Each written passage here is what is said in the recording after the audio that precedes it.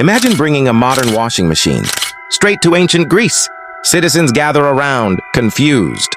What strange contraption is this? You demonstrate it washes clothes automatically. Socrates steps forward, stroking his beard. Ah, but does it clean the soul as well?